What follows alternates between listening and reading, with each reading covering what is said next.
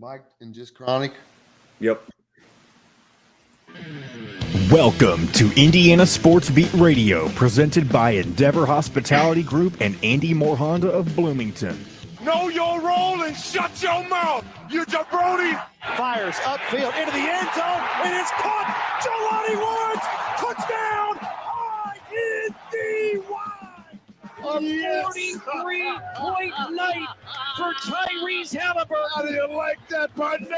Galloway drives all the way to the hole, throws it up, got it!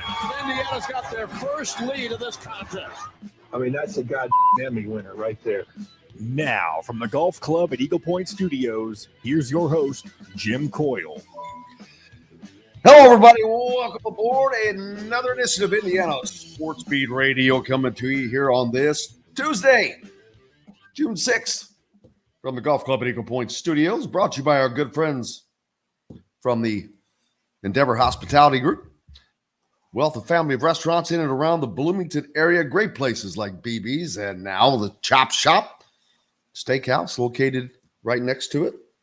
We're also powered by Andy Moore Honda. Get more to your door with andymoorehonda.com. Welcome aboard. Hope you're having a great start to your day and your Monday went well. Looking forward to talking to Mike DeCourcy, as we do each and every Tuesday. Chronic Hoosier will join us later as well. Thanks a lot for being along. Storylines.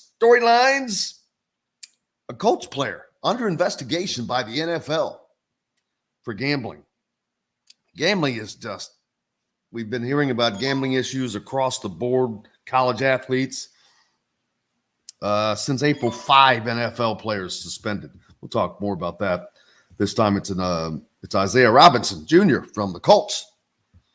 He's already taken responsibility, and I'll talk to that with Mike about that. The Super Regionals are set. Indiana lost last night in baseball to Kentucky in a very chippy series, I guess you would say. So much, and yeah, there was a lot of post-game talking after the last couple of games. So we'll dig into that as well. I'm not a huge hockey fan, but I did notice the Las Vegas Golden Knights, a team that is only, I think, 6 years old. They were an expansion team, and I can't remember. Did they not win? Yeah, they won the championship in like their first year. It's something crazy. Expansion teams, it usually takes years to get up to par. Well, they're about to win their second Stanley Cup in their first 6 years of existence. There are probably teams that have been around for a long time that may not have won 2 Stanley Cups. How's everybody doing? Hitting us up on the Andy Moore Honda hotline. Appreciate you guys. You could do that if you're on the YouTube side. And that is simply at Indiana Sports Beat Radio. Make sure you hit the notification, like, and subscribe button. How's everybody doing? How was your Monday? It was an easy goer. Just a lot of baseball, but now the Super Regionals are all set. Indiana State did make it through. So congratulations to the Sycamores. Indiana and Ball State eliminated. So that takes care of them. Our good friend Fozan jumping on, listening from Amman, Jordan. Love to say that. The gambling thing, man, this is becoming a serious issue. Not that it's surprising, because it's not. But it's something that's scary. It's scary because when you have people gambling that are involved in sports, that's obviously a horrible combination. Now, I'm not saying that these guys, I don't know what, say, Isaiah Robinson was betting on, because you're allowed to gamble. They just cannot gamble on anything to do with the NFL. Anything. I mean, not even the draft, nothing. So I'm assuming this may have to do, this has to be voting or gambling on football, which, again, that's an assumption because I haven't seen that. It hasn't been put out, but there's a reason 5 NFL players have been suspended. If you're not gambling on football, well, there's no reason for you to be suspended. But for these guys to be gambling on their own sport, I get the temptation, but there's a reason they're not allowed to do that. They have inside information. They know, they have friends on other teams. So it's just, and here's the aggravating thing. These guys got tons of money. You're telling me you cannot find one other way to spend your money than to do the one thing that you're forbidden from doing? Come on, guys. But this is not something new. The biggest fear is college, man. These college kids. All the college kids that were under investigation and were caught. That's such a, now I'm really wondering about point shaving, because it's so broad. You have little loyalty at your teams now because of the transfer portal. These teams are, I keep saying it, it's just a 1 and 2 year cycle now. You're going to have 2-year cycles. Boom, new teams. Look at Indiana, or any team right now, but Indiana specifically. 7 new faces.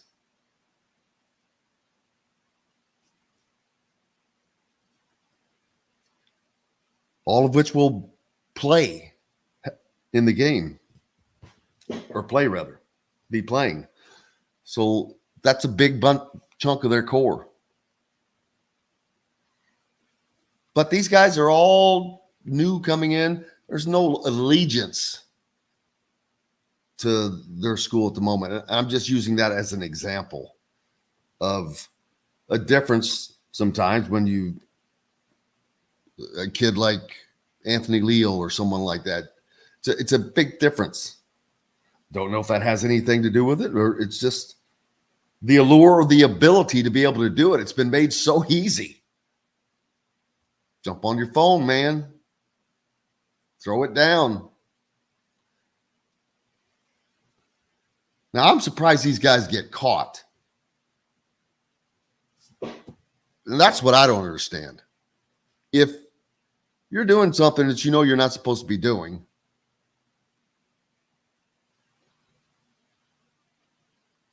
and as Indiana Creekwalker says, how do you get caught? I don't know, but one good thing that has come out of this is you should feel very good about how serious the gambling community takes protecting the rules, laws, whatever. We can just go back to a couple of weeks ago when there was an Indiana guy who made those bets down in Lawrenceburg,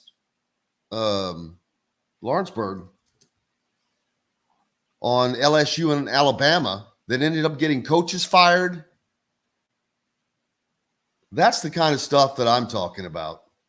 That's worrisome. And then you got all those players at Iowa State. that's a lot. But the fact that was ferreted out, those bets made in Lawrenceburg, ferreted out. I mean, instantly.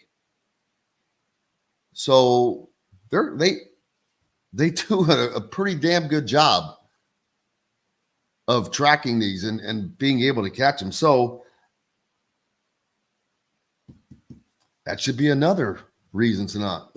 But oh well. Paul Crew. There you go. The Wrecking Crew. Number 22 in the program, number 1 in your heart. That's a great movie. How's everybody doing? Gritty Jennifer says gambling is an addiction for some, just like drugs or alcohol. Yeah, that's true. I believe that. But for most of these people, it's not. But yeah, I agree with you. It can be. But I don't think that that's a situation with the people we're talking about. Creek Walker says an active player can literally bet the under total yards and catches in a parlay and then underachieve to create a huge income for themselves. There you go. That's the kind of stuff that can be done if not caught. Five Lefts is more suspicious of the refs. We've seen that in the past. We've seen that happen. But I think that what's going to happen is once we get through this cycle of people getting caught and people realizing, damn, I can't. Boy, he got caught. How did he get caught? So there's that. Quick change of subject. Chris asked, do I think that IU will go after Chris Johnson, a combo guard that decommitted from Kansas yesterday? He's also a Montverde graduate.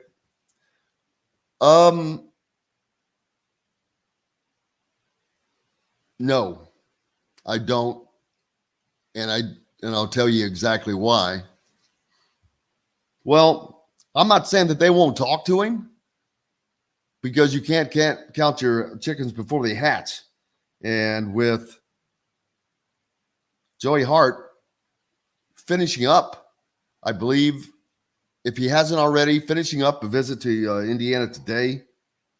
But I believe he has yet to go to Kentucky unless he cancels that visit. Yeah, I'm agreeing with Creek Walker. I think Indiana gets Joey Hart. I know Kentucky could put on a show, a song and dance routine. You've got the Carnival Barker, the greatest Carnival Barker in college basketball, John Calipari, leading the circus. So I'm sure they're definitely going to treat him a lot better than they would have treated any other 3-star in the past. Well, number one, because they want him, they need him. Number two, I'm sure they don't want to lose to Indiana on a recruiting battle. And that's what this would become somewhat. Great.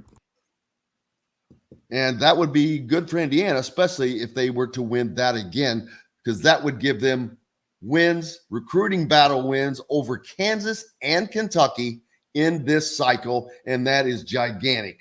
We'll talk more about that and lots more. Mike DeCourcy on the program today. Chronic Hoosier joins us later. You're listening to Indiana Sports Beat Radio. We're back with more right after this. We'll be right back to the Golf Club at Eagle Point Studios for more Indiana Sports Beat Radio with Jim Coyle, presented by Endeavor Hospitality Group and Andy Moore Honda of Bloomington. If you're in the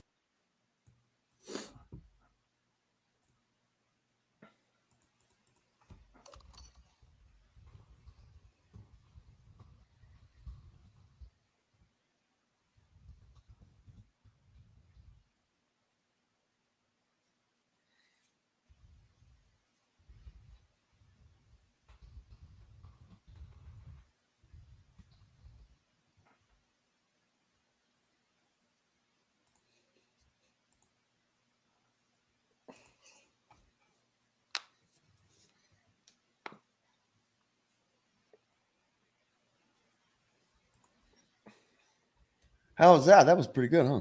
That was. Oh, good.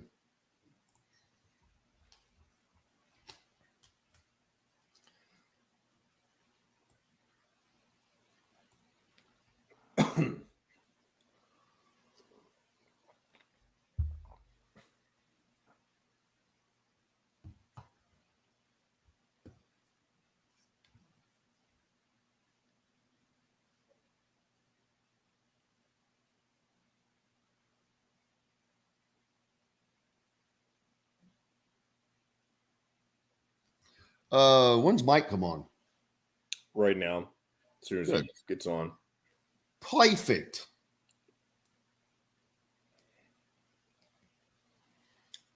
Perfect. That'll be great for our friends in Fort Wayne. Mm-hmm.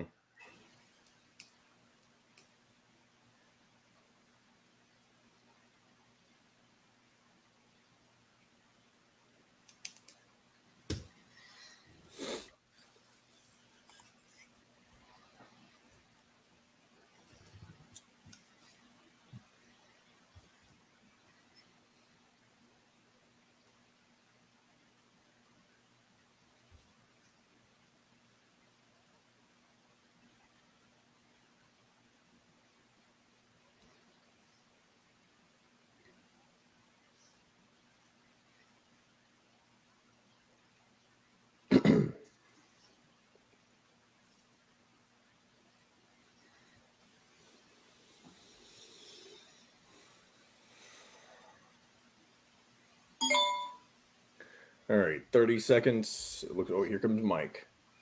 Good morning, Mike. We're ready to be back on in just a few seconds, okay? All right, I'm ready to go. In the former Function Brewing, Metalworks Brewing Company is the culmination of a passion for beer, food, and custom metal art. Check out their custom growlers. Metalworks Brewing Company has an updated menu, new brews, and will be offered in all Endeavor Hospitality restaurants. Come taste what Dr. Hops is brewing. Metalworks Brewing Company. Bring your passion and your thirst. This segment is brought to you by Southern Stone Restaurant. Now back to the Golf Club at Eagle Point Studios for more Indiana Sports Beat Radio with Jim Coyle, presented by Endeavor Hospitality Group and Andy Moore Honda of Bloomington. Welcome back on this Tuesday. I hope it's beautiful wherever you are. It just got that way. Mike DeCourcy joined us. Oh, Boy, no. how about the segues every time? Boom. Oh, wow. And everybody who's watching is like, oh, God, no. How are you, sir? I'm doing well. Absolutely. The thing about it being always nice is it's killing my lawn. And I never thought I'd be that guy when I was like 20, but I guess I am now. I hear you. How was your? It was actually a kind of a fun sports weekend, unexpected fun sports weekend. The college baseball always makes it that way, with that going on, and that's getting pared down. But the NBA Finals happening, and Hoosiers guaranteed, former Hoosier players guaranteed to get a ring. So that's pretty cool. And even the NHL, I'm not a big hockey fan, just didn't grow up with it is all, but it's, pay attention to it. I'm still amazed by the daggone Las Vegas Golden Knights. They're about to win their second Stanley Cup in 6 years of existence. No, I don't think they've won one yet. They didn't win it the first year? They were in the finals. I Didn't think in their second or third year they were in the finals. But they're in great shape, obviously, after 2 wins. But hockey's a weird game. I mean, like hockey, like when the Celtics almost came from 3-0 down. Remember, it had never happened, and after they imploded in Game 7, it still has never happened.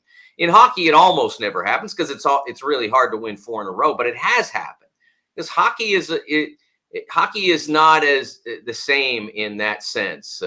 It helps a lot to be better than the other team. I mean, the better team's going to win most of the time, but the better team, even the team that plays better, doesn't always win.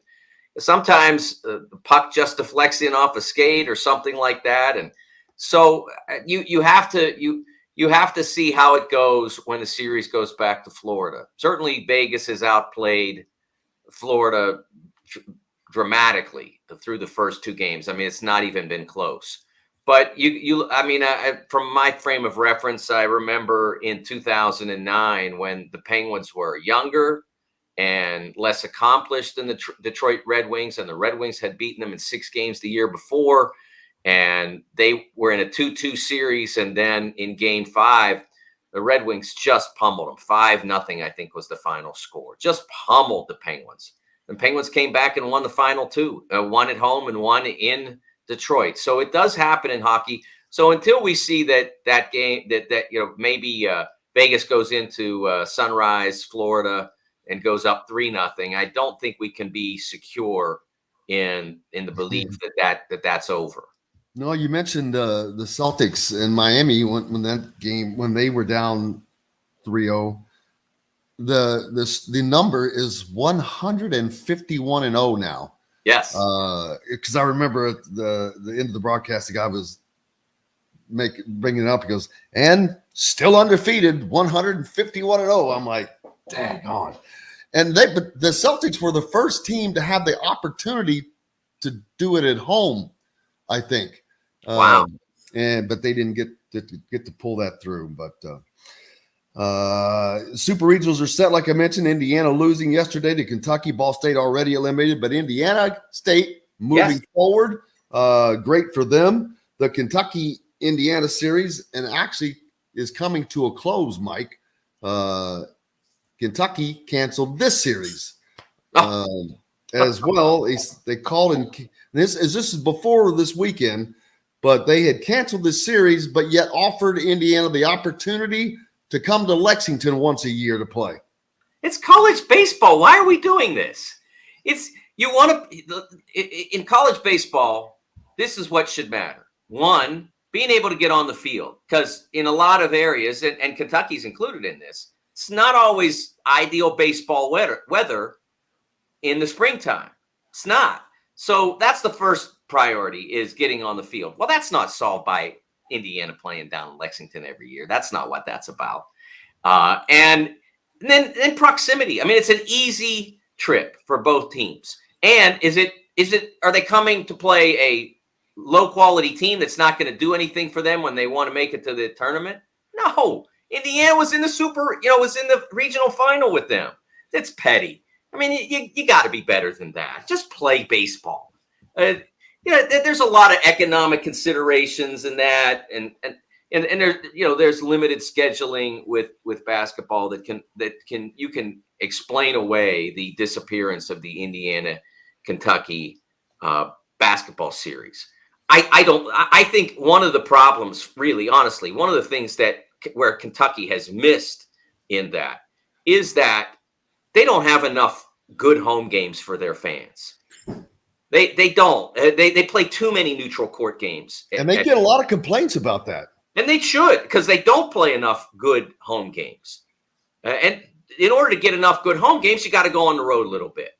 Okay, so you play, all right, so let's just say you play Louisville and Indiana and you don't play anybody else on the road. You're still in good shape there. So from that sense, it's mitigated. I don't think that the answer to that series, although it was workable in the 80s when they used to play the 50-50 games, I think there was a value to that, but I don't think that value exists as strongly now because there are so many more occasions when Kentucky is playing on neutral floors that they don't need another. They need to give the people who go to Rupp Arena more good games. The SEC schedule gives them a lot of good games. I'm not arguing against that. But in November and December, when fans are trying to get geared up for a team, for a season, I mean, you got to give them a reason to get in the building and see somebody they want to play. And that's what, for instance, the ACC Big Ten Challenge has done for Big Ten teams and ACC teams over the last 2 decades or so. It gave them somebody to play that would be compelling to fans to get in the building. And I think that's one area, I will always say this, one area of college basketball scheduling that is too overlooked. And if I were an athletic director, I would say, look, you can have the whole dang schedule. I understand you got to build your team so that it makes the tournament, so that we don't fire you, all that stuff. But you got to give our fans a game or two in November and December to get excited about coming to our building. You got to. And that's one area where I do believe that over the years, Kentucky has been deficient.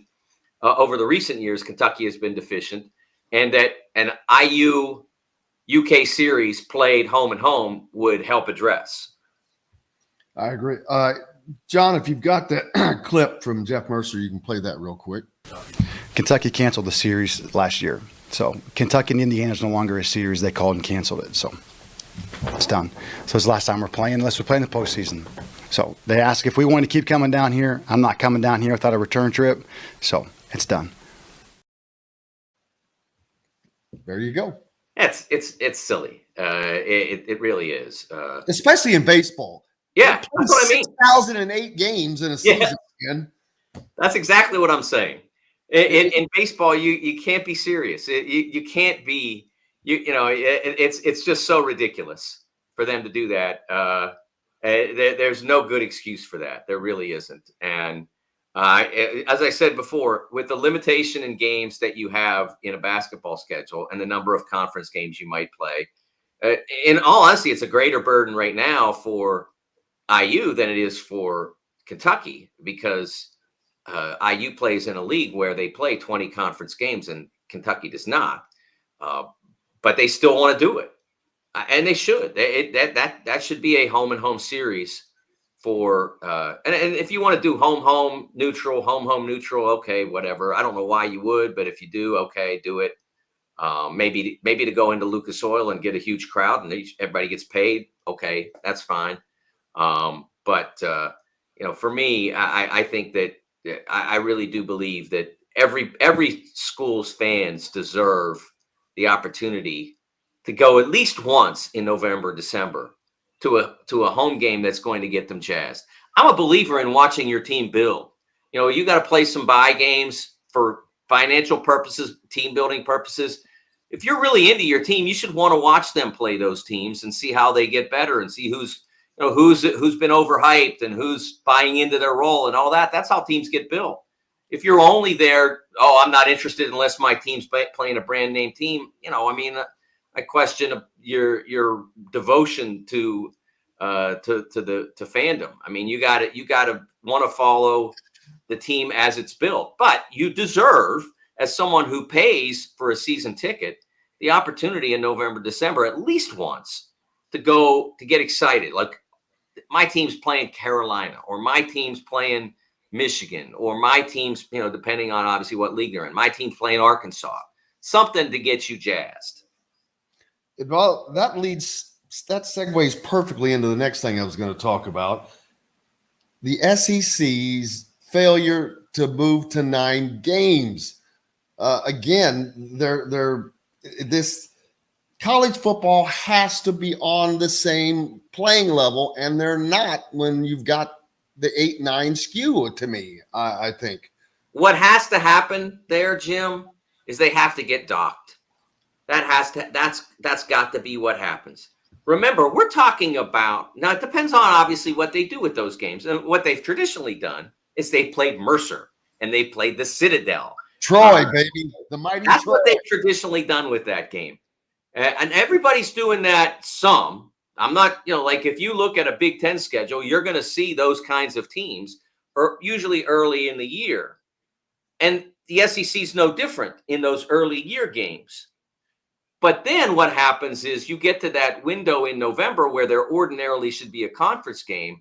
And that's where, while Big Ten is playing Michigan State, Penn State, or Iowa, Illinois, or let's say Ohio State, Maryland, whatever. They're playing Alabama, Mercer, Georgia, Georgia State, whatever. That's what you're getting. And so what has to happen is that when you get to the 12-team tournament that we're going to have in college football starting next year, that's when those schools have to get docked. Got teams that are on the border, out.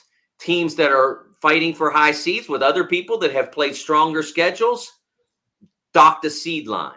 That's, when Pitt was winning, I excuse my frame of reference again, but when Pitt was winning the Big East Conference often, in the early 2000s through the late 2000s, 2002, 2003 to 2009, 10, around there. They were often playing really soft schedules, and people complained about that because they said, well, that's why they're not winning in March. I'm like, wait a second. They play in November and December against a lot of weak teams. Then they go out and win the Big East or come close, and then they play badly in March. And that's what happened in between? Why were they so good in between? It's not, but they were getting docked a seed line every time. And so that, and they deserve to be, because they were not playing as hard a schedule as some of the other teams that climbed up ahead of them. So that's what has to happen to the SEC if they're going to do this. If they're going to persist in playing meager schedules, and let's be honest. Look at what they've done intra-conference over the years. When you put in Alabama, Georgia, their power teams do great. Obviously, they don't lose many games to anybody. But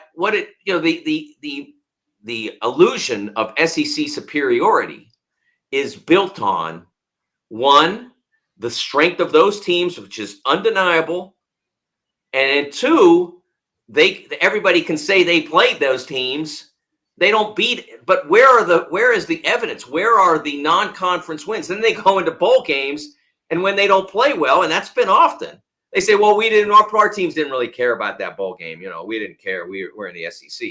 So that's what has to happen. They have to play. If they don't play 9 conference games like everybody else is playing, then, and they don't fill that with strong intra-conference games, which they can't, because everybody in November is playing real games. There's nobody left to play them. So if they don't fill that gap, then they should be docked a seed line or 2 or whatever, and that'll bring them around. Look at Indiana. When the Big Ten, you're required to play 9 conference games, and then here, like recently, they were playing Cincinnati, a team that was in the daggone college football championship. That is right. 10 games, top tier games out of your 12. And Indiana's a team that could use the help. They could use a shorter conference schedule to try to have a better season. But that's not going to happen. Hey, we've got lots more to talk about. The great Mike DeCourcy from the Sporting News is with us. We're back with more right after this, brought to you by GoTeam. You can go to GoTeamBites.com or pick them up at BB's. For those on the go, full of protein and tastes great. Great healthy snack for those on the move. We're back with more right after this.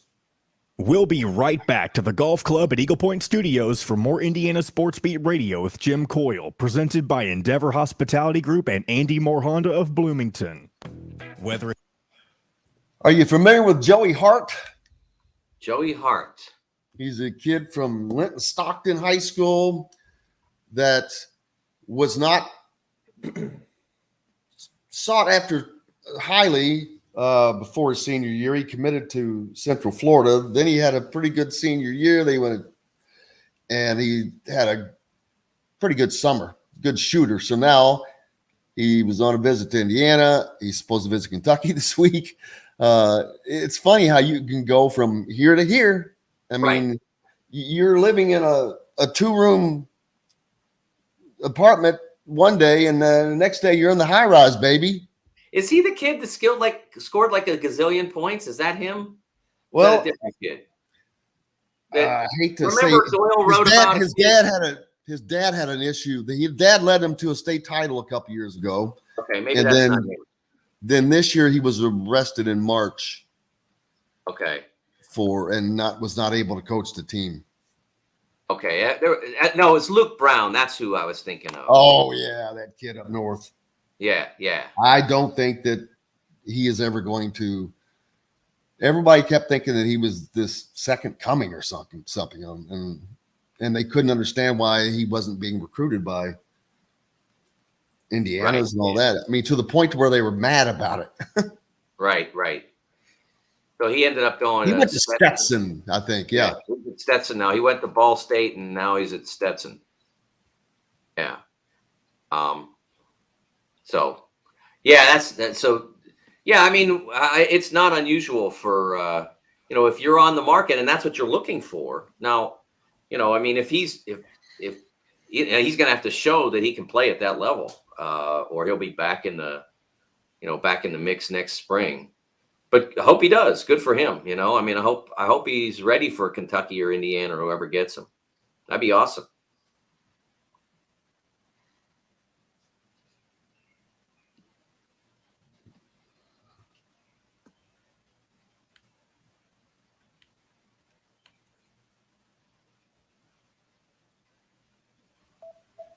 Hey, last year's 191st player started at point guard for a #1 seed, right? So maybe the fact that Joey's 198 isn't necessarily a drag on him. Exactly. Then another thing I'm going to talk about is gambling. The rampant gambling problems are just firing up here. We had the college kids that we just happened recently, and now there are 5 NFL players under suspension, including the most recent with Isaiah Robinson Jr. from the Colts. Yes. He has not been suspended or punished yet, but he did He's under investigation, yeah. Yeah, he did acknowledge that he was the athlete under investigation. Social media, I think he issued an apology last night, according to the Channel 13 News this morning. And deliver them to your doorstep once a week.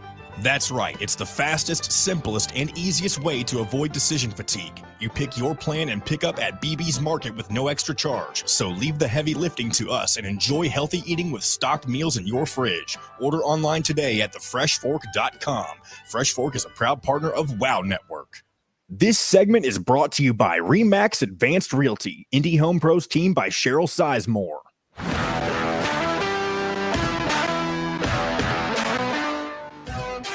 Now back to the Golf Club at Eagle Point Studios for more Indiana Sports Beat Radio with Jim Coyle, presented by Endeavor Hospitality Group and Andy Moore Honda of Bloomington. Welcome back on this Tuesday. Couldn't be better because Mike DeCourcy's with us. Hope your day's going well. Indiana, I believe, has Joey Hart either finished or finishing up a visit. Kind of a surprise sneak-in thing there that they got him in, and I believe that he is going to be visiting Kentucky this week. I was talking to Mike in the break how, Joey was not a highly sought-after player, and then he was until he was. And now he is. The Indiana visit Kentucky. You've got the top programs in the country. And I mentioned earlier, I didn't realize this, but if Indiana is able to land a kid like this that's going to visit Kentucky next, that would be the second major recruiting win for them over a team like Kentucky and Kansas, because they just beat Kansas for Mbako, and that's important for Indiana because they've not been doing that. That's not been happening. They've been losing those battles, but that has starting to change back. If that were to happen, and that would bode well for Indiana's future recruiting. It will. Of course. It started probably with Malik Renew and Jalen Hood-Schifino. Those guys were wanted by significant programs. Obviously, they were both top 30 recruits. Jalen's going to go off and be a first-round pick, and if Malik can expand his game a little bit, I think he will eventually be as well. So I think that you're seeing that.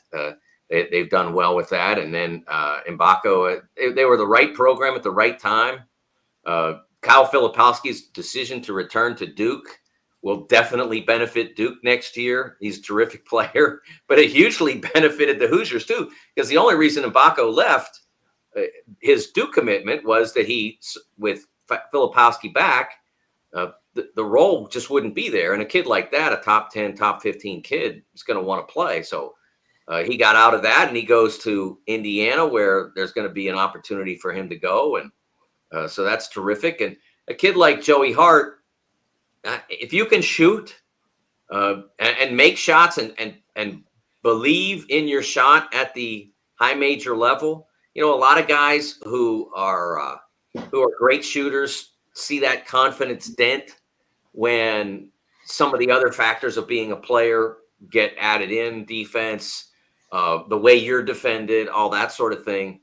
It'll for somebody like that, it's really going to come down to whether or not he can make shots and and do it quickly. He's not going to stick around and earn minutes at IU or Kentucky early in his career by how he defends and all that sort of stuff. He's got to at least do his job and listen to his coaches, but he's got to make shots. And if he does that, he'll get minutes wherever he goes, because 3-point shooting is invaluable. And they can very well. If you can go out and stick 2 threes in a game, they can hide you long enough for you to go do that. And eventually, as you grow in the other parts of the game, then the minutes will go up. So I'm very excited to see what happens with Joey over the next few weeks, where he decides to go. But as I've reminded people who were listening through the break on the YouTube, he a year ago, the number 191 player, according to 24/7's composite, the number 191 player became a starter on the Big Ten dual champion and number 1 seed, Braden Smith. So those rankings don't always say you can't play right away. Braden Smith was averaging 30 some minutes a game and has 2 Big Ten championships under his belt already, and he's still got 3 years ahead of him.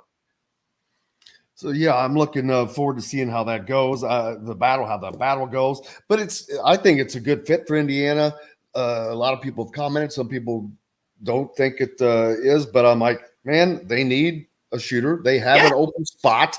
Both of those teams need shooters right now. Kentucky needs a lot, man. They need, they're in. I don't know what Antonio Reeves is going to do, but even if he comes back, you need a second shooter because C.J. Frederick left. So you need him if you're Kentucky, and if you're IU, you definitely need a shooter. So I don't know because who could say they don't need him? I mean, they definitely need a shooter. I agree 1,000%, especially because Trey Galloway, hopefully he increases his production this year. While highly effective, he didn't put the ball up very often. And not, as a matter of fact, I think it was like 1.5 per game or something. Right. And that's just not enough. You've got to make a dent. You've got to be productive with it. And he didn't. And people are saying, well, they're going to be behind this. I don't know anything. No one knows anything. They haven't even started practice yet. Well, even if he's behind, like I said, even if he's you're not looking for a starter right now. Yeah. You're looking for a guy who can be a rotation player and who can make shots. And whether that would be 12, 13 minutes a game or 18, 20 minutes a game would be largely up to how well he performs in the other areas of the game. But through all of that, he's got to make shots. And if he does, he'll get minutes because that team doesn't have enough guys at this point to be confident that they're going to be able to stretch defenses in the way that you need to in a league like the Big Ten at the high major level. Indiana's going to be pretty young. I mean, you've got a great experience with Xavier Johnson and Trey Galloway, but down on the front, Khalil Ware is sophomore, Malik Renew, a sophomore. I can't remember what Sparks is, and Anthony Walker. I think he's a senior, but they're still in Mbako, incoming freshman. So they've got a lot of youth, but I think that we thought that they were deep last year. We were wrong, or I was wrong, and whoever else said it was wrong. They weren't. And this is another thing to add, depth. And I think that having someone like Joey Hart gives them more depth. It's not depth down low, of course, but depth in shooting, and they need that. So Mike Woodson's, I think he has really quickly adapted to the college recruiting game. People in the beginning said he couldn't recruit. Let me tell you, he is getting it done. Well, I don't know how you say somewhat can I climb mountains? I don't know. I never do it. I couldn't recruit. He never did. He was in the NBA for 40 years. How can you say he can't? He didn't do it. But yeah, the people thought that he wouldn't be able to, I guess. Well, I don't know why one would make any assumption like that. Yeah, it was. When you come from a circumstance like that, what you have to do is you have to hire a staff that can that can get into homes that has connections, and they've been able to do that, and they've been successful. I don't make assumptions that people can't do things they haven't done. That's a ridiculous approach. He had been in the NBA for 40 years. Is it a concern when you make a decision to hire a coach like that who hasn't done it? Sure. So that's when you say, okay, so how are we going to do this? Before you make the decision to bring in Mike Woodson, you say, how do you think we can go about building a recruiting apparatus given that you haven't done it before? But you don't say, oh, I can't hire you because you've never done this, so there's no way you can do it. That's ridiculous. I agree. He's going after it and landing now, the elite talent. He's resonating with families. And also now you have Calbert Chaney on staff who will resonate with fathers. The kids are not going to know who he is. I get that.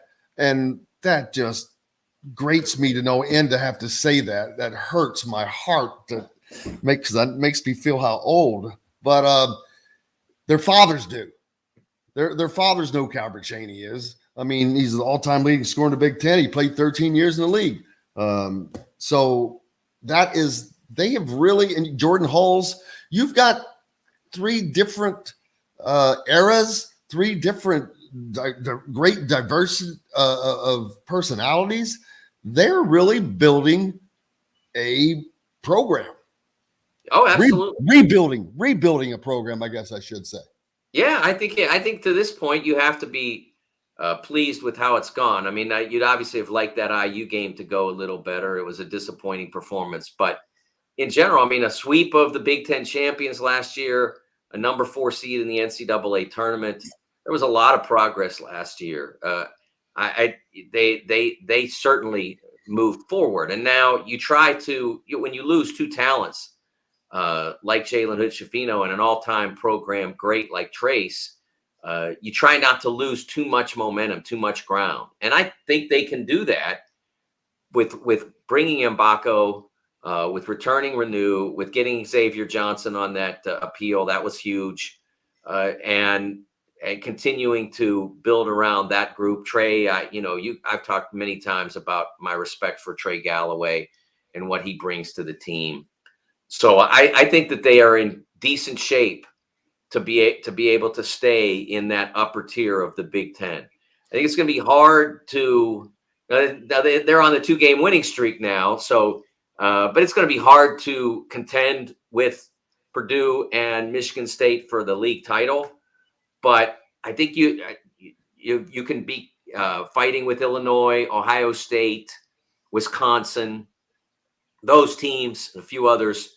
To stay in that upper tier of the Big Ten. I think that they have the ability to do that, and maybe adding another player. Like I said, I don't think that they should be shut down from a recruiting standpoint, and that their emphasis as they look around should without a doubt be on more perimeter shooting. Yeah, I agree. Michigan State, Purdue, obviously 1A and 1B, and you could flip-flop them because I don't know who is better or expected to be better, because Purdue has basically the core of a Big Ten championship team back. Michigan State has a great team coming back off of an Elite 8 run. So they're definitely, and they've got Tom Izzo, and then Purdue has Matt Painter. So they're both coached well as well. So they've got all the ingredients. But Indiana, I agree. I think Indiana is going to be a better team. I've said this a lot. And you pointed out, and what I mean by that is Jalen Hood-Schifino and Trace were so much of it that they didn't get the production from Miller Kopp. They didn't get the production from Trey Galloway. They didn't get the production from Tamar Bates or whoever was over in that spot. And that's what they were missing. You've got to have that, because that puts too much pressure on two guys, and just there are nights when shots don't go down for everybody, and you've got to have that contributions on a night, regular night, on a nightly manner, 6 points, whatever it is from those guys. But I think that this team is not going to have that quote unquote superstar Trace Jackson Davis who demands the ball every time down the floor. So now they're going to be a much more diverse offense. Yeah, I think the question is almost every team that's successful needs that first option to play off of. It doesn't necessarily have to be someone that's as overpowering as Trace was and as commanding as Trace was, but you need that concept for the most part. Now, Florida 2007, what their first option was, okay, who can't this team guard? Okay, that's our first option tonight. They were good enough because they had 5 guys you could do that with. Nobody else. I mean, you don't see that almost anywhere. So for Indiana, they have to build a formula, a system that works for them. And who is the featured player in that? Is it Mbako? Is it Malik Renew?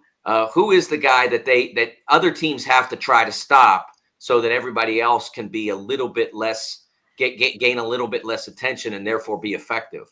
I think that's the question that IU has to answer over the course of the next several months. Who is going to be that guy? And usually it's not like, okay, you and I are coaches and we sit around in a room and decide. No, that's decided by the players. The players figure that out. They go into practice and no one can stop Malik, or no one can stop Khalil Ware, or whoever it might be. And then it becomes clear to the coaches, okay, this is how we're going to tailor this.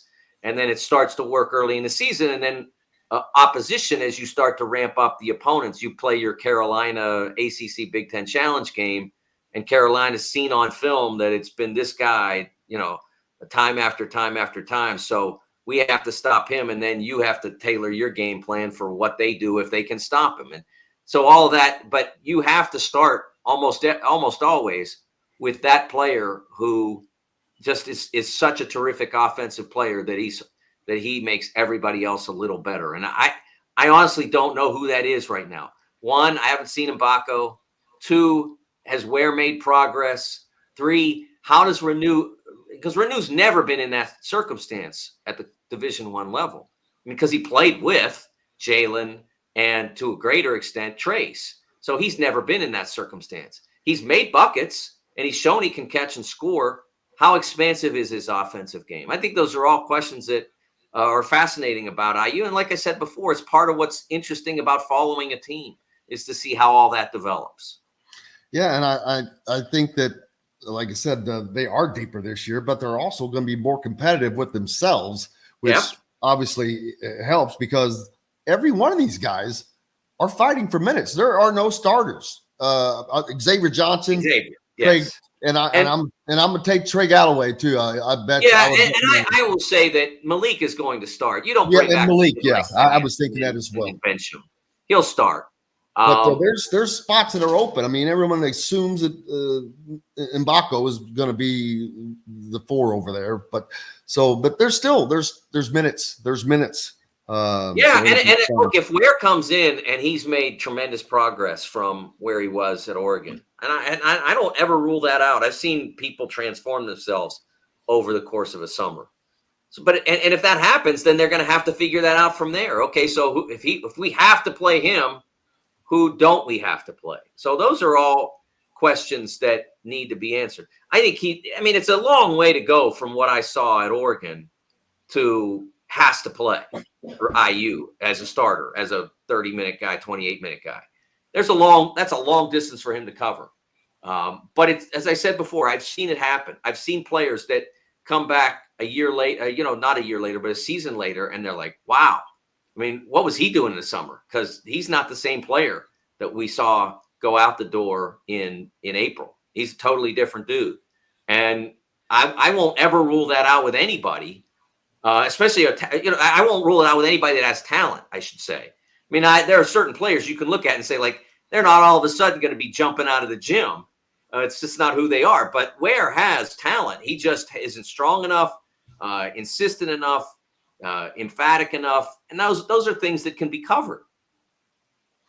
Mike DeCourcy, always a great pleasure to have him here from the Big Ten Network and the Sporting News. Make sure you're giving him a follow and following his content, because it is always engaging. Mike, I can't thank you enough, my friend.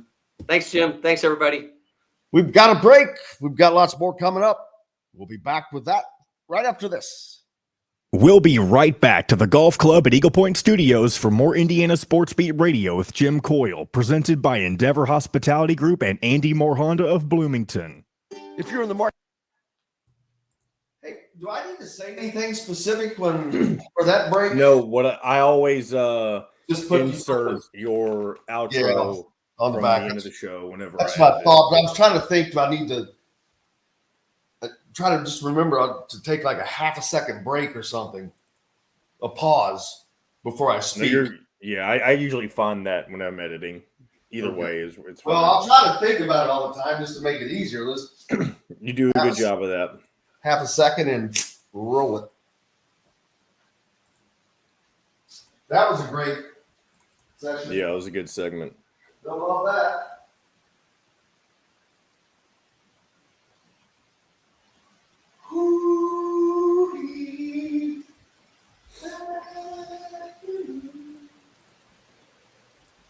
All right.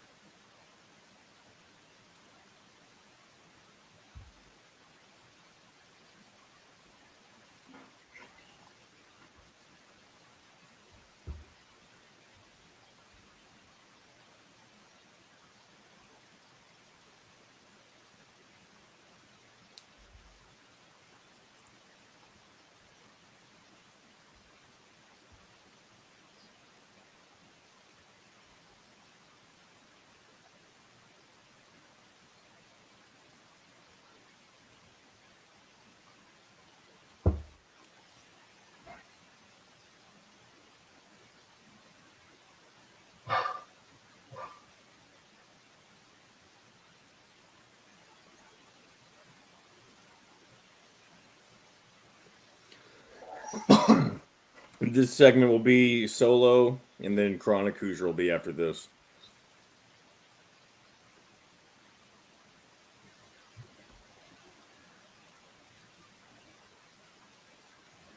You ready? I said this segment will be solo, and Chronic will be after this. So low that we can't hear it?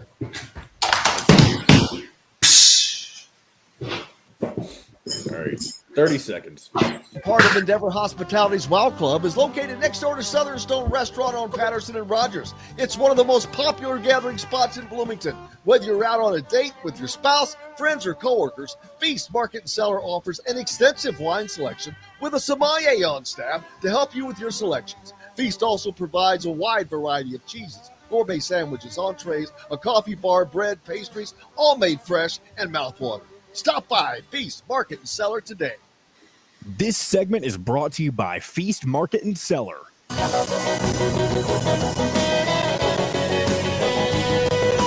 Now back to the Golf Club at Eagle Point Studios for more Indiana Sports Beat Radio with Jim Corey, presented by Endeavor Hospitality Group and Andy Moore Honda of Bloomington. Welcome back, Indiana Sports Beat Radio here on this Tuesday. I hope it's a good one for you. Appreciate you being with us, no matter where you are or how you're listening. We appreciate you. Chronic Hoosier joining us a little later. Great segment with Mike, as it always is. One of the most well-informed people that I have the opportunity to talk to. Yeah, I'm a little surprised by there's not really, I'm going off of comments that are up here, but I think most people see that it's the Joey Hart would be a good fit for Indiana. They just need someone who is a consistent shooter. And that would be him. But he would have to fight for minutes too. I mean, but that's what you want. I think Caleb Banks is going to be over the 3, not the 2. Keith says he thinks that both Renew and Ware and Mbako are only in Bloomington one more year. I'm not. That's a prediction I'm not even going to dream about making. Who knows what's if Mbako has a great season, he'll be gone. If Renew had a breakout season, he'll be gone. You just never know. We'll find out. But that's why they play the games.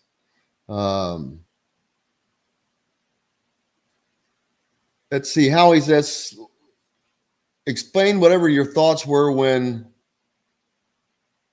what drawer thing? What the heck we got going on there, John Boy? He may just be confused on your location, the fact that he doesn't really know where you're at. And I think he's talking about the drawers in the background. I did not purchase that, so we don't have to talk about that. Perfect. Let's see some other comments. Yeah, Ware's already on. Everybody should be on campus. Kenneth pointing out Ware. I would think the freshmen are all here, and the other guys pretty much don't leave, I guess. But I know that Jakai moved in last Wednesday, so he moved in a week ago, and I think everyone was expected at the same time. So yes, I would say everyone is on campus. And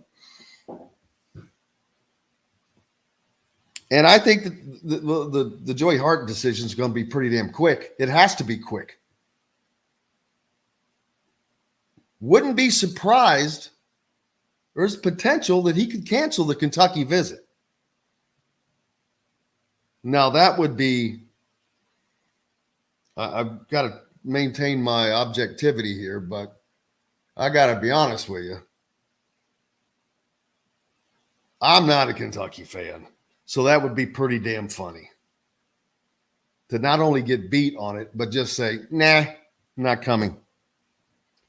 Now that would be huge for Indiana. I've mentioned this. They have not been winning these recruiting wars against the big boys, but they just beat Kansas for Mbako, and they have another chance to win another war with Joey Hart. That starts to resonate as well. Recruits see that. And then you add on the other things, player development, the unbelievable opportunity of coming to, say, in Indiana and playing for the NBA experience that is on staff there that I guarantee you Mike Woodson uses to sell, as he should, is unbelievable. Armand Hill, Woody, Randy Whitman, alone. There's 2 former NBA head coaches. All 3 former NBA players. There's not many, if any, programs that have that depth of NBA experience on their team. I mean, I don't know it. Someone would have to point it out to me. But that is becoming, I think that is resonating. It's working. Kentucky or Indiana's recruiting is starting to really just be a continuous thing. I hate to call it a pipeline to Montverde, but if they land Liam McNeely, that pipeline continues. Those relationships deepen. The more that it happens, just the more that people see, man, they take care of our kids. So Indiana's in great shape. The basketball program in great shape. Indiana women's basketball program, baseball, soccer, football. It's going to be it's going to be an interesting season. It's a very, very, very important one for Mr. Tom Allen. And it'll be a quiet summer as the quarterback of yet to be named. Who's that going to be? Who's going to come out of that fight? It's actually a great opportunity if you're a quarterback because I think that it is completely open. For the first time, I think they're telling the truth. With Dexter Williams being hurt, they don't know. I mean, you don't know how good Jackson's going to be. Now, he fortunately did get to spend a year at Tennessee, and that was invaluable. I mean, that was invaluable. That was probably the best thing that could have happened for him, is to at least spend a year at a program like that, an SEC program, a winning SEC program. The coaching is just second to none. So he picked up a lot of valuable experience that he can bring forward. Looking forward to it. Looking forward to Summer League play once the draft gets announced. Oh, Trace Jackson up in Indy yesterday for his workouts. Hope that went well. And we'll catch that up to you. We're going to take a break. When we come back, Crowley Hoosier will be with us here on Indiana Sports Beat. Brought to you by Metalworks Brewing Company, served in all the Endeavor Hospitality restaurants and located right off of the square on 6th Street in Bloomington. Come by for a visit. Back with more Indiana Sports Beat Radio right after this. We'll be right back to the Golf Club at Eagle Point Studios for more Indiana Sports Beat Radio with Jim Coyle, presented by Endeavor Hospitality Group and Andy Moore Honda of Bloomington. Whether it's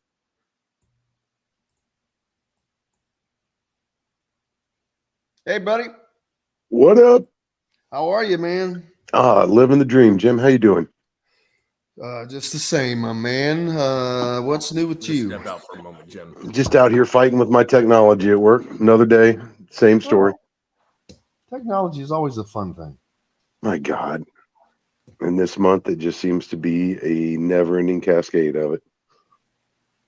Dude, did you see that tomahawk the Osterman grilled or smoked? I did.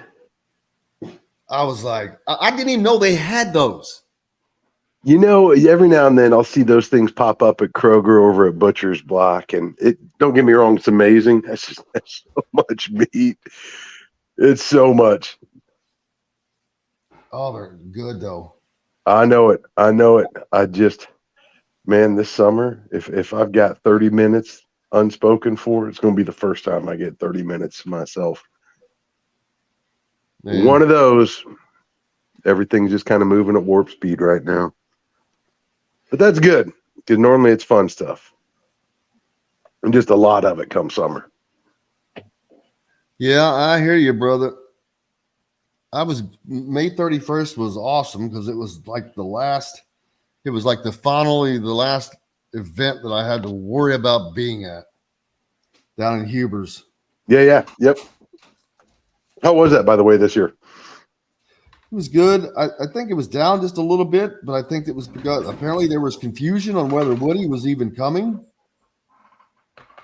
I was like, wow. I'm not going to lie. I've been pretty unplugged here for the last while, but I don't even remember seeing any word of it until I think it was already going on. Well, they didn't promote it greatly, but part of that is because it's now an NIL event. Oh, yeah. So Hoosiers for Good. It didn't change much or any. It was the same. Everything's the same. Mm-hmm. But they take players down. I mean, there were all kinds of athletes. There was a couple basketball players, a couple women's basketball players, football players, diver. And so that was a cool thing, getting them upstage. So, I wish they get back to the barnstorming tours they used to do. They were going to. I've asked Tyler about that, Tyler Harris. I'm like, why do y'all not do this everywhere? I mean, I said, I promise you go up to Anderson or Muncie or Kokomo or wherever, and you do Washington, this yes. Boom, they're gonna, bam, yeah. Great chance to meet the newcomers. Yep, they will. They will do that. But that's a lot of stuff, though. Well, it's just more NIL opportunity. Fair, tying their roots in Limestone with their love of Southern eateries. With quality, local, and organic food as their main focus, Southern Stone strives to always provide their guests with an exceptional dining experience. With weekly specials, quick, attentive service, Southern Stone Restaurant provides delicious 5-star comfort food with a Southern charm at 2-star prices. Southern Stone Restaurant is part of Endeavor Hospitality's Wow Club. This segment is brought to you by Andy Moore Honda of Bloomington. Now back to the Golf Club at Eagle Point Studios for more Indiana Sports Beat Radio with Jim Coyle, presented by Endeavor Hospitality Group and Andy Moore Honda of Bloomington. Welcome back, Indiana Sports Beat Radio here on this Tuesday. Glad to have you along for the ride. Greatly appreciate you. Chronic Hoosier jumping in the chair now. We were talking a minute in the break of the Hubers event went on last week, and Chronic mentioned how he wished they would get back to that. And I'm pretty confident that that's going to be something that happens in the near future. You're going to see these events around the state because they're just popular as hell. I mean, I don't like all the people that come to Hubers. I don't know what the furthest reach is, but you'd have to make sure you figure that out to where you're not stepping on others. But there's also only so much time, I guess, during the summer to do those. But yeah, getting down to Washington, Evansville, you just swing around the state. But yeah, now that they're doing it from the NIL, that's just something else that they will do, I think, Chronic, to stay ahead of the game. Yeah, it was always cool growing up when they'd go out and do those barnstorming tours. You'd have a chance to see the players at some of the camps. But, to have all the newcomers, usually it was kind of underclassmen, if memory serves. Sometimes the upperclassmen tend to duck out. But just to get a chance to see the new faces, watch them get a little bit of run, in a gym you're familiar with. It was just a cool thing. And as we were talking about, with the NIL opportunities afforded now, just giving them a chance to get out and meet and greet the community, put their face and, I guess for practical purposes now, their brand, their name, their image, and their likeness out in the public. It's just a cool opportunity, not unlike what you see at Hubers. It's long-standing tradition for the coaches to go down there, bring some players, and just gin up a little bit of support and enthusiasm. Not just at the start of the off season, but most importantly, brother, at the start of the ticket buying season. Don't forget to make your renewals now to reserve your seats so that you don't lose them from last year. But those things go hand in hand. And in this new era of NIL, giving the players an opportunity to basically market themselves, but most importantly, to endear themselves with the fans and the community they're going to be playing in front of. Yeah, and sometimes it's an opportunity for a player to go home to do that. But down at Hubers, they had athletes from across the board: men's basketball, women's basketball, football, diver. I don't even know who all was that they had down there. Anthony Thompson was there, of course. Tom Allen. So it's just a great. It's an opportunity that probably most fans do not get. Yeah, it's not often you get the Hoosiers in your backyard unless you're fortunate to live in or near Bloomington like we do. So there's very much that element to it. But I think one of the things I like most is you're kind of in the doldrums right now. There's not a whole lot going on sports-wise. NBA Finals getting ready to wrap up here. And then it's just basically baseball and golf. And, it just keeps the Hoosiers at the forefront of the conversation, of the attention span. This is the time when all the new guys are now officially on campus, moving in, getting settled in. And it's a great acclimation period for both the players and the fans when they get the opportunities to get out there and do these meet and greet opportunities like they do. Indiana recruiting, I was talking about that a little earlier. There is a definite uptick in everything involving the men's basketball program, and that all starts with recruiting. The recruits they've been able to land thus far is been impressive for where they had been in a few years past, and the guys that I think that they're in well with now. Kenneth points out these gentlemen, Flory Badunga, Asa Newell, Liam McNeely, and Dylan Harper. That's not out of the question, because I know Indiana is in good shape with these guys. I don't mean that they're guaranteed to get these, but they're in good shape with every one of these guys. And those are all top recruits. And yeah, that would probably be a number one ranked recruiting class. And that would be so far away from what Indiana has done for such a long time. That shows you how far that Woody has got that Titanic turning. Yeah, Boogie Flan coming to campus, I believe, next week, if memory serves correctly. I forgot to mention him. Yeah, it's another one. I mean, top point guard in the class next year, I believe. Top 10 player overall. No, just it's been an unbelievable roller coaster of a recruiting period for Indiana this year. Obviously, lots of questions swirling around with the just the volume of departures, both through natural attrition, draft, but as well as the portal.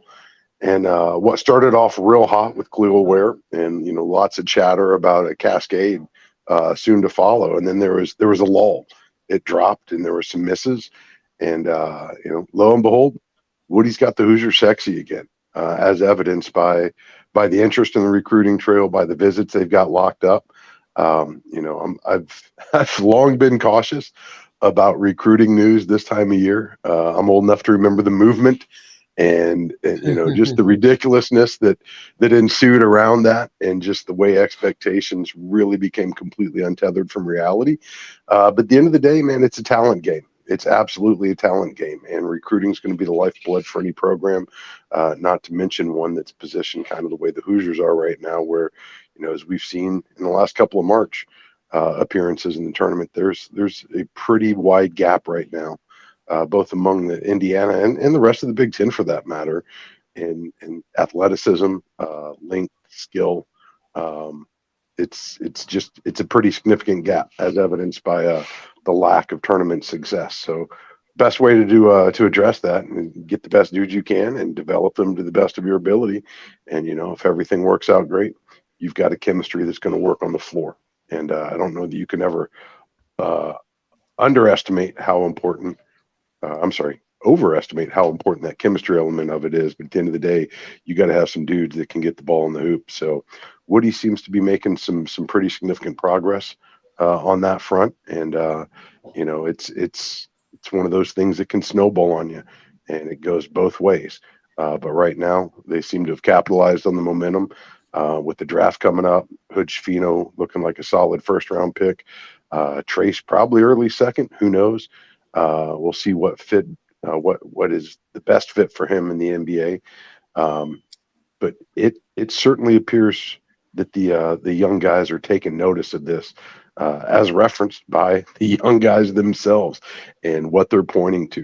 When you've got Dylan Harper talking about the Hoosiers in a favorable light, it just blows my mind. This is Ron Harper's little brother. That's the one. That's the one that cracks me up of all. The fact that they're in so. As a matter of fact, I was told that by a source that it's basically down to Indiana and Duke for him. Yeah, I'll tell you what, man. Ron Harper, his older brother, has spared no opportunity to absolutely slay the Hoosiers at every turn. Yes. That poor kid seems to have caught the brunt of Indiana's ire towards Rutger and the disrespect ever since they joined the Big Ten. And I'll tell you what, man, he earned the right, because he absolutely did his part. I think the kid went like 9-1 or something ridiculous against Indiana. You know, he earned the right to say whatever he wants to say about Indiana fans. That said, though, you know, I have similar feelings towards certain things, and there's no way in hell my brothers are ever going to gravitate towards those things that I feel that way about. So the fact that Indiana's been able to overcome that and show the Harpers what opportunities may await him here. And he's seriously considering it, by all accounts. Seriously considering it. No, So, I'm serious. It's Duke and Indiana, from what I was told, and the mom is the guiding influence here. Luckily, it's not Ron Harper Jr. yeah. And you know, there is a very similar pattern there with the sway that Woodson has over not just recruits, but most importantly their families. Not unlike the guy that recruited him to Bloomington, 40 plus years ago. A lot of talk about Joey Hart, the kid from Linton Stockton, getting a lot of talk. Supposed to visit Kentucky, supposedly visiting Indiana. Indiana needs a shooter. Oh, he happens to be a shooter. Deadeye. Led AAU circuit in 3-point percentage. And that's exactly what Indiana needs. And I think he would be a perfect fit. Yeah, I'll tell you what, anybody that can put the ball in the hoop from deep with regularity, it seems like they would be a natural at Indiana. It's one of those where just when you think the portal or the transfer season is dead, it rears its head again. And I wouldn't be surprised that this cycle continues until you see that 13th open spot eventually filled, whether it be Hart or somebody else that's just looking for greener pastures. The thing is, that's something that I think that they're going to do. They have to. This has to happen quick, and the Hart one could happen quick because he could make that decision and be done. Because these guys are on campus, man. They arrived last week, the freshmen at least, and so it's time to get things going. Yeah, workouts just started yesterday, if I'm not mistaken, from Cliff Marshall's social media post. So they're on campus. It's underway right now. The 23-24 offseason is officially commenced. So, in a perfect world, you got all the pieces in place and moving in the same direction together. And while you've got the bulk of that here, there's still that one opening that the staff has shown they are clearly seeking to fill. And we'll see if they can make it the Indiana native, or if there's another name out there that perhaps we have not yet heard that they're also in contact with. So we'll figure that out sooner or later. But I tend to agree with you. Timing is of the essence at this point. And this is a great point by Derek. I did not think about, because who's the kid from Kentucky? They're Mr. I think, is it their Mr. Basketball that can't play? Well, it's Reed Shepherd, I guess. Yeah. Can't play in the All-Star game because Kentucky won't let him. Well, this is a great point. Derek points out, if he goes to Kentucky, if he chose, he wouldn't be able to play in the Indiana All-Star game. Yeah, Kentucky just never fails to amaze me in their pettiness. Just, whether it be the way they treat their all-stars, their scheduling concerns, as we saw last night with Jeff Mercer and his post-game comments. It just, they cannot get out of their own way. Yeah, it's amazing. But the rivalry, that's I don't know if this game's coming back. I mean, I'm sure it will eventually, but now you've got baseball canceling. It's like, what the hell? So that's a little aggravating. I'll tell you what, Mitch Barnhart enables some of the pettiest, thinnest skinned coaches in America. And I refuse to be convinced otherwise until they show that they're willing to negotiate in good faith when it comes to these border rivalry contracts that they seem to love to run away from, or, make a bad faith proposal where it's only one-sided in their favor. And it just doesn't work that way. And it's unfortunate, because no different with the Indiana-Kentucky All-Star game. At the end of the day, the only people that lose out from this pettiness are the players and the fans. And, that's supposedly what they're supposed to be doing it for. But that's clearly not the case in the Commonwealth. And yet again, they choose to exit a historical rivalry, a great historical rivalry for that matter, simply because they're afraid to cross the river, man. It's just sad.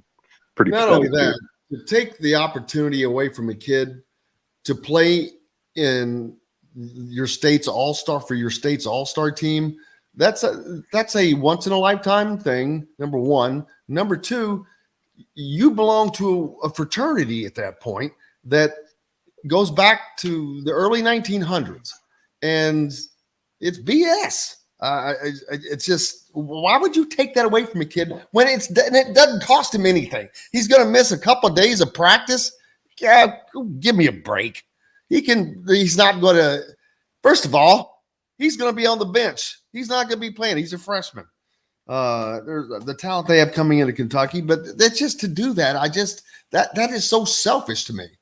No, it entirely is. They'll permit these kids to go work out all over the country, whether it be at camps or individual workouts or what have you. So it's not like they're not lacing them up every single day, getting some run in. The risk of injury is going to be omnipresent. This isn't like, the NFL All-Star game where they're out there playing beach football in the sand, during All-Star. Or Pro Bowl, I should say. It's just unfortunate. And it's really unbecoming, quite honestly. I understand Kentucky's a little sensitive about some of those records, especially at the high school level. But you know what? It's a complete disservice, because for a fan base that loves to crow about how passionate they are about the sport, this is truly a celebration of the best of each state's participants in those sports. And, it's unfortunate that it hasn't been more competitive. But that's just what it is. No different than the college series. There's going to be ebbs and flows where, momentum kind of sides on one side of the river for a little while before it eventually swings back. But, those are the things that, especially for those of us that live in Southern Indiana in close proximity to UK fans that have family on the other side of the border, this is a blood rivalry. It goes back, over a century. Huge emotions involved, and it's just unfortunate that they can't settle these things on the field, simply because administrators continue to allow their coaches and their pettiness to rule their decision making, as though they are somehow bigger than the game, bigger than the rivalry, bigger than the history and the tradition of those two schools. Taryn Kern hit the transfer portal, man. Indiana's softball sensation, tied for the lead in home runs in the NCAA this year. Your Big Ten freshman and player of the year. One of the most incredible breakout seasons. You can't. I sent a text, a tweet. You can't blame her. I mean, who would have thought that a softball player would be able to command an NIL deal? And buddy, she's got to strike while the iron's hot, and the iron's hot. I saw a lot of folks yesterday that were really dismayed by it, in disbelief. I've been around long enough that I've seen it happen in other Olympic sports. Fortunately in Indiana, they're often the beneficiary of those decisions. Look no further than the way swimming and diving and soccer have continued to stock their roster with transfers over the years to remain, in a preeminent position in their sport. And it's really unfortunate. Shonda Stanton put together one of the more memorable seasons in IU softball history. Taryn went on an absolute tear for the Hoosiers this year. Just unbelievable individual performance, one of the greatest all time for an Indiana athlete, honestly. And got the program into the NCAA tournament, and she's moving while her stock's high. And I can't say I blame her one bit.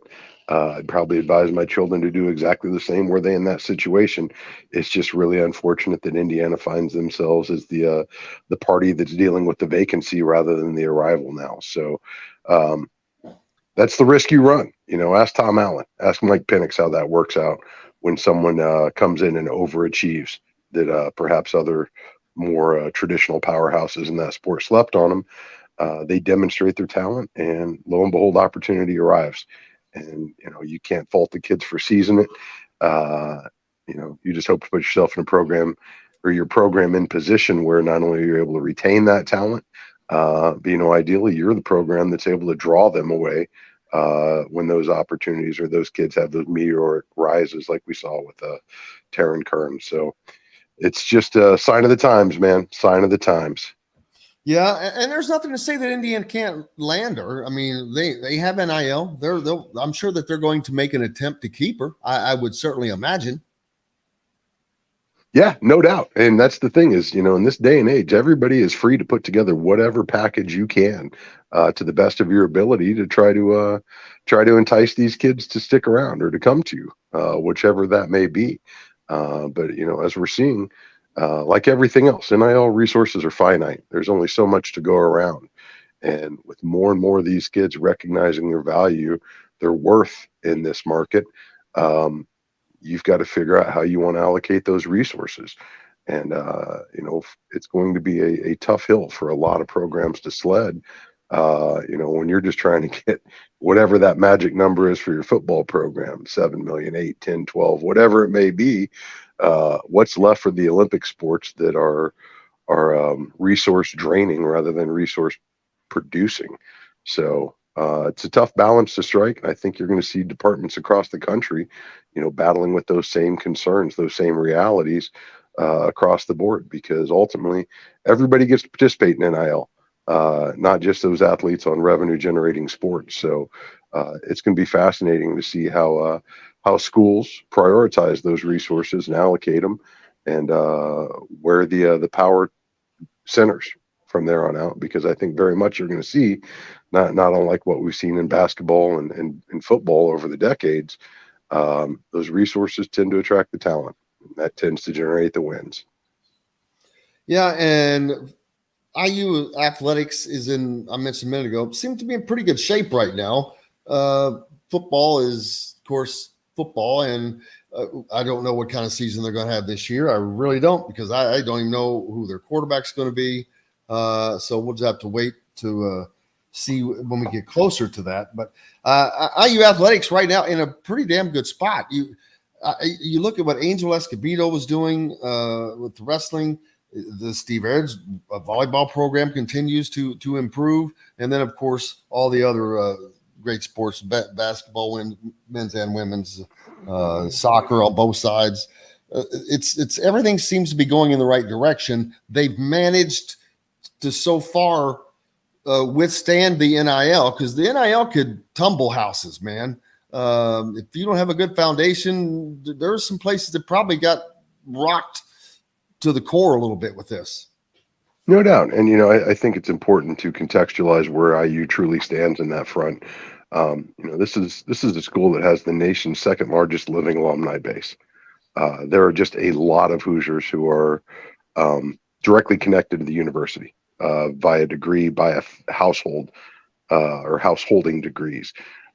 It's a juggernaut just from a number standpoint. You see that evidence in basketball viewership numbers every year. You're going to find Indiana, no matter where they finish the season, where they finish the conference, Indiana is always going to be, one of the top 5 most watched November, December, usually conference games as well. That's just the power of the Indiana brand, because Indiana is a massive, massive educational institution. All that being said, also recognize football is really what drives the bus from a money standpoint. And while Indiana has certainly been very, very fortunate with its Big Ten alignment during this period, and the just astronomical numbers that the Big Ten contracts generated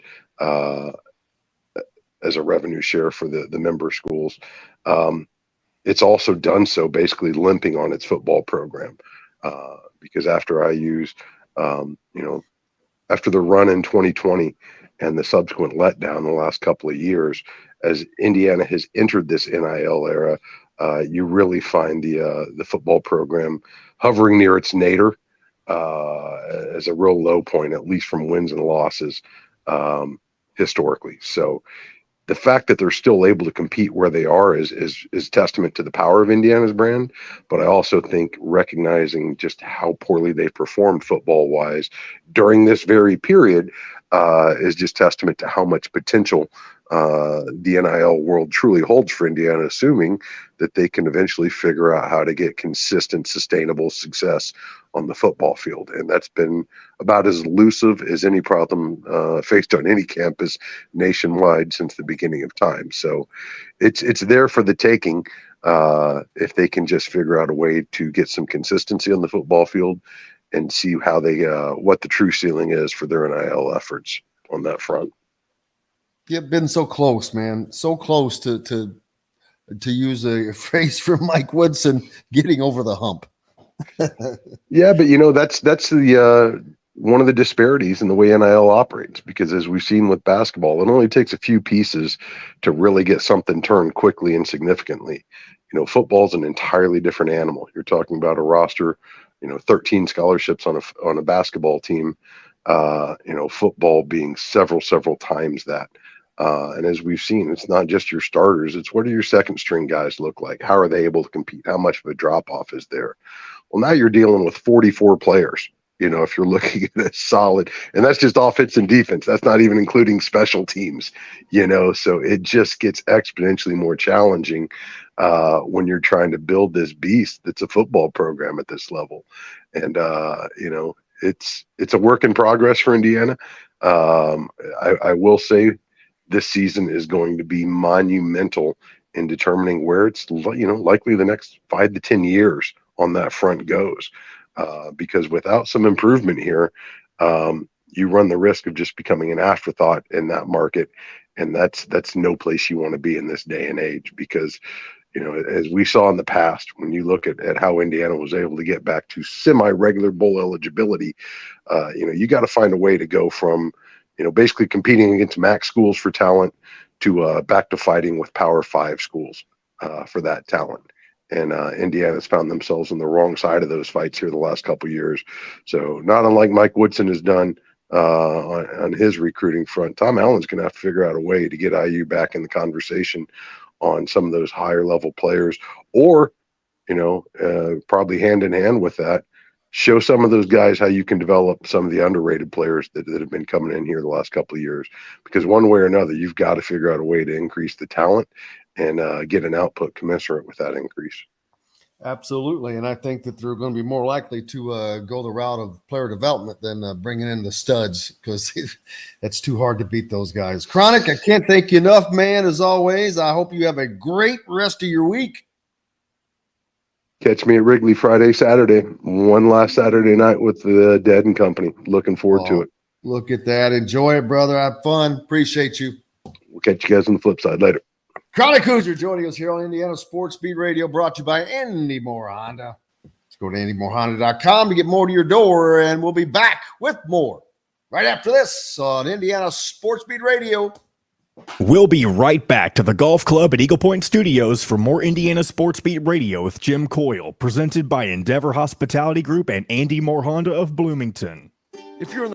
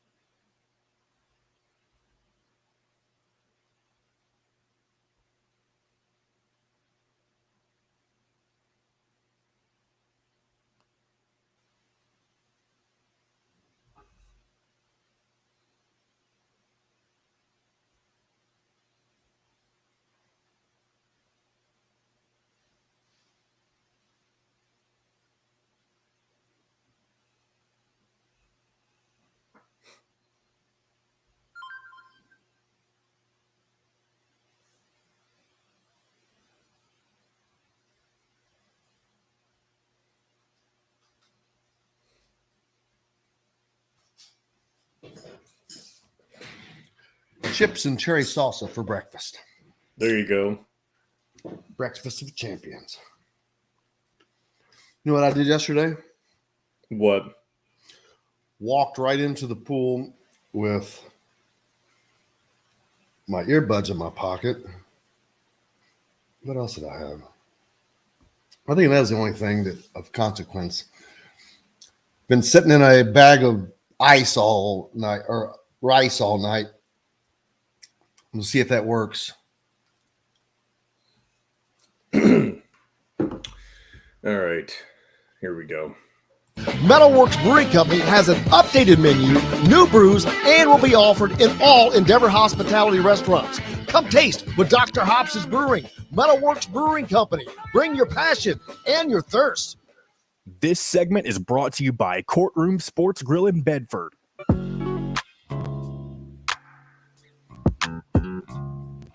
Now back to the Golf Club at Eagle Point Studios for more Indiana Sports Beat Radio with Jim Coyle, presented by Endeavor Hospitality Group and Andy Moore Honda of Bloomington. Welcome back. It's Tuesday, June 6th.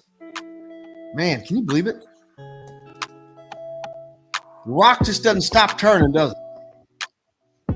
Fun day. Mike DeCourcy and Chronic Hoosier so far. Let's see. When's the next NBA game, John Boy? Is it not tonight? I could be wrong. I was going to say, that's why I was kind of thinking. Take a look here. Yeah. The next opportunity. It's tomorrow. Game 3 is tomorrow. Yeah, they spread that out. Cody, he did all he could against the big Joker the other night. But he got minutes, man. He's playing. It's awesome that he's still getting to play. So, who gets drafted?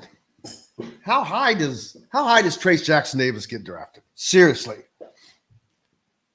I think that he has improved his draft stock. Thank you, Philip. It is tomorrow. He confirms as well. I think he's improved his draft stock. And I keep seeing a lot of upper 20s. That's the first round. Aren't there 30 picks in the first round? So, yeah, I think it's possible that he gets drafted. I know we've talked about this with everybody, and everybody has their own opinion on it. But I think realistically, we'll see him go somewhere early second round. If he goes first round, wonderful. But I just think it'll seem like more of a risk for teams to take somebody like TJD in the first round. Whenever here's maybe somebody younger, different kind of promises.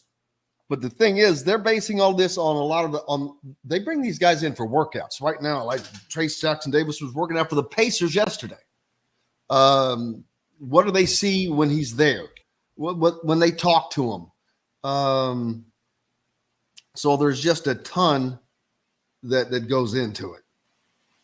I just think that he is really.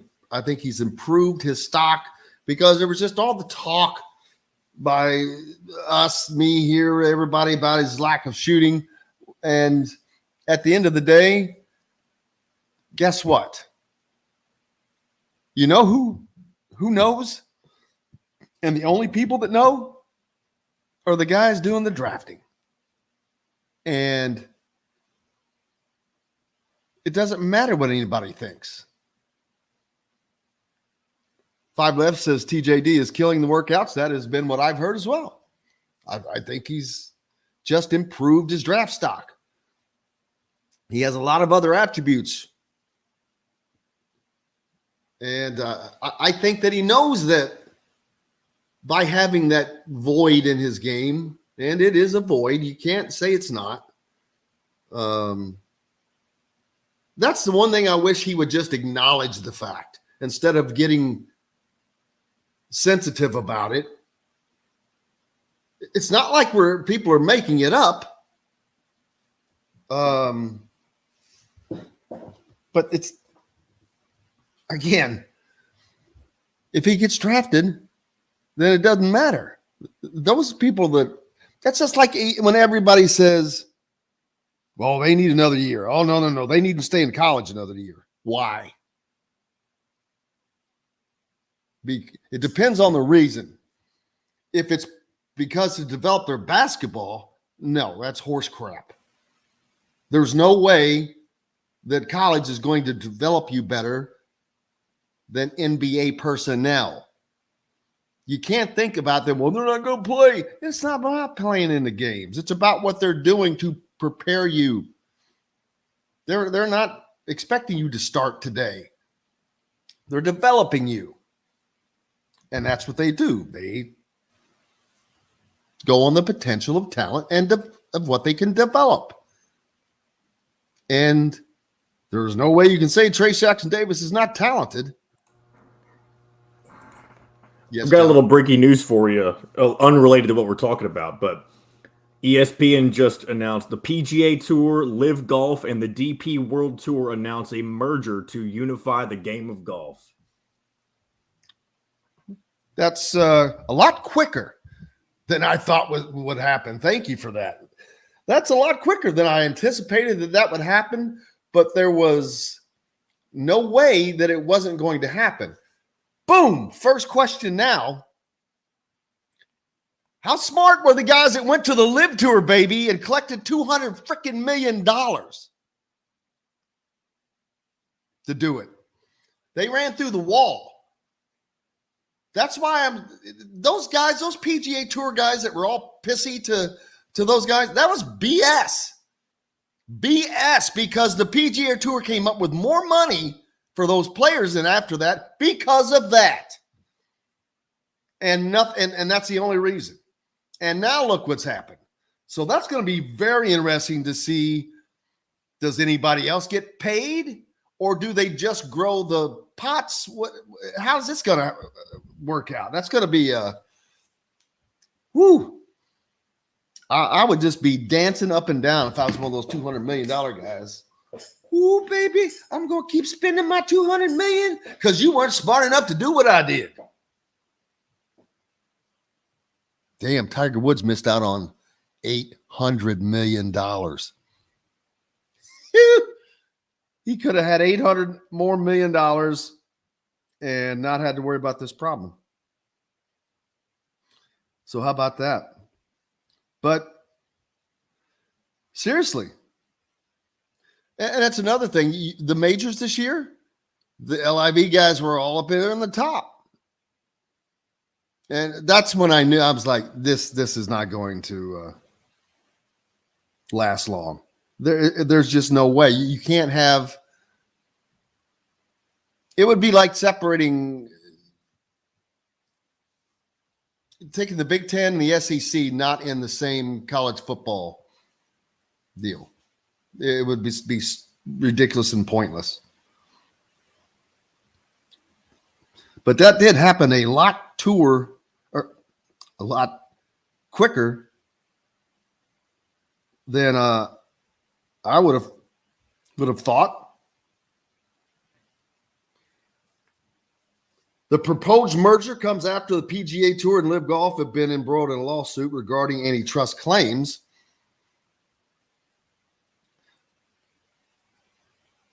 This is going to be pretty good. This deal ends all of that litigation. So that's another good thing. Now, what is people going to say now, though? Everybody was up on their high horse about this money coming from, being blood money coming from the Saudis. Guess what? Still there. But now all of a sudden it's okay. Oh, it's okay now. What the hell? Is everybody's opinions for sale? Because that's what that would be.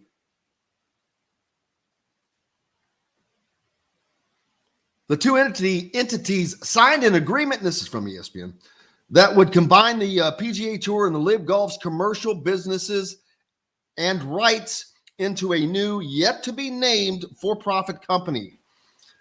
The agreement includes the DP World Tour, also known as the European PGA Tour.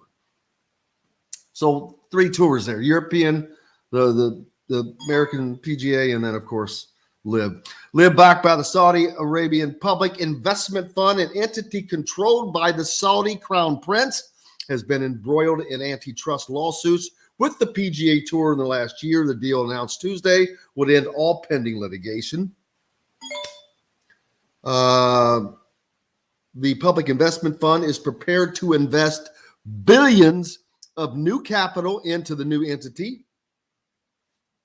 That's what's going to happen. These purses are going to skyrocket, I think. And do they get a salary? Maybe. I don't know. It's going to. As part of the agreement, the three groups will establish a fair and objective process for any players who want to reapply for membership with the PGA Tour or DPA World Tour following the end of the 2023 season. So basically, you guys can come back now. Psst, come on, you can come back. It also comes soon after LIV golfer Brooks Koepka won the PGA Championship. Yeah, that was a great look. I mean, that was a punch right in the gut.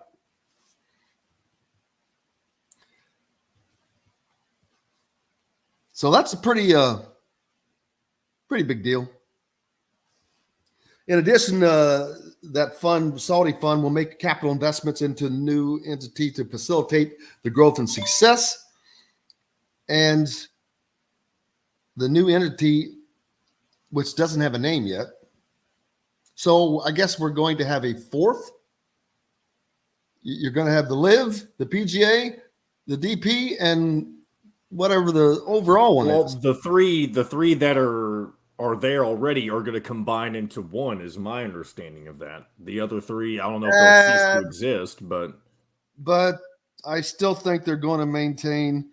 They'll still maintain. The PGA is still going to be the PGA, and the European Golf Tour is still going to be the European Golf Tour. They're different. So they're it's the European is still under the PGA, I guess, in some way, but. Maybe they'll all just be under one governing body, I guess is the point of all of this or something. See, I want to know about the money. I mean, these guys are going to look like the smartest men ever. Phil Mickelson and everybody on the LIV list. How happy are they? Cameron Smith won the British Open or the Open and immediately went to LIV.